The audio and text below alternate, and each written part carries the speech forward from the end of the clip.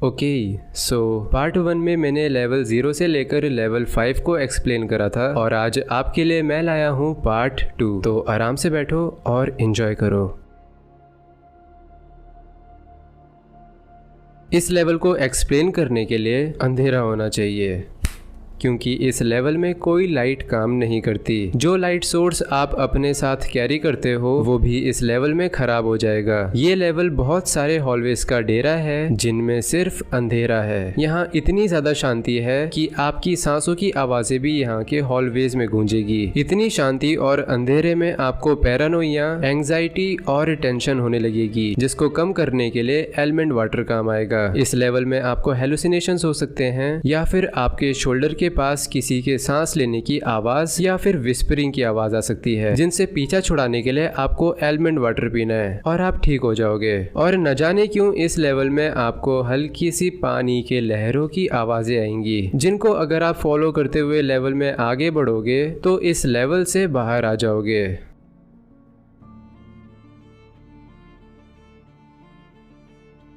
अब ये लेवल थोड़ी अजीब है, क्योंकि इस लेवल में आते ही आपको एक रूम नजर आएगा जो नॉर्मल सा ही नजर आता है, लेकिन वियर्ड पार्ट है इस रूम के दरवाजे के पीछे का नजारा, जिसको खोल के देखोगे तो आपको नजर आएगा पानी। और इससे पहले आप कुछ सोचो या फिर समझो, आप उस पानी में गिर जाओगे, क्योंकि रूम की ग्रेविटी दरवाजे पर आते ही काम करना बंद कर देती है और समुद्र की ग्रेविटी टेक ओवर कर देती है, जो कि शुरुआत में काफी कंफ्यूजिंग सा लगता है, लेकिन बाद में आदत हो जाएगी। और इस समुद्र के नीचे बहुत सारी गुफाएं भी हैं, और अगर उनमें से किसी गुफा को आप एक्सप्लोर करोगे तो हो सकता है आप लेवल 8 में चले जाओ।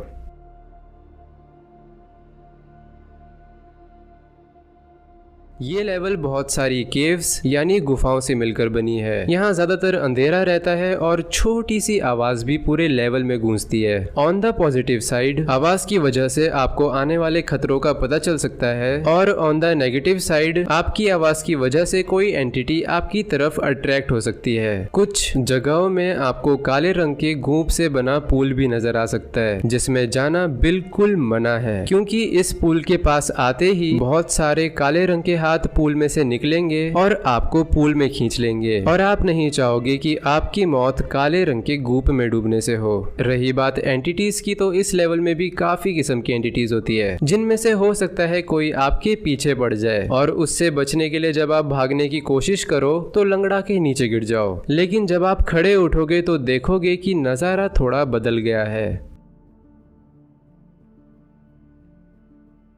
आप गिरने की वजह से अगली लेवल में नॉकलिप हो गए और पहुंच गए एक ऐसी लेवल में जहां पिछली लेवल जितना ही अंधेरा है, लेकिन इस बार यहां गुफाएं नहीं बल्कि एक खुला शहर है, जहां हमेशा ही आधी रात का समय रहता है और स्ट्रीट लाइट्स मोस्टली बंद रहती है या फ्लिकर करती रहती है। काफी रेयर होगा अगर कोई स्ट्रीट लाइट अच्छे से काम करे। रही बात घरों की, तो कुछ घरों में आपको पॉकेट्स देखने को मिल सकते हैं, अगर नहीं तो मोस्टली घरों में आपको सोफा, फ्रिज, बेड, टीवी जैसी अप्लायंसेस और फर्नीचर मिल जाएंगे, जिनमें से इलेक्ट्रिकल अप्लायंसेस काम नहीं करती, बिकॉज ऑब्वियसली यहाँ के घरों में बिजली का नामो निशान नहीं है। यहाँ की गीली सड़कों में चलते समय भी आपको पानी के पडल्स देखने को मिल सकते हैं, जिससे ये फैक्ट इंडिकेट होता है कि कुछ समय पहले ही यहाँ बारिश हुई है। लेकिन याद रहे, इस लेवल में मिस्ट यानी कोहरे वाले इलाकों से दूर रहना, क्योंकि ऐसे ही इलाकों में मैंगल्ड जैसी एंटिटीज स्पॉन होती है। और हाँ, यहाँ भी वो सारी एंटिटीज होती है जो अब तक होती आई हैं। सो खतरा ऑब्वियसली काफी ज्यादा है। अगर आप वॉकवे से होते हुए ग्रास फील्ड में चलना शुरू कर दोगे तो कुछ ही देर बाद आसमान में रोशनी आने लगेगी और कोहरा हर तरफ बढ़ जाएगा।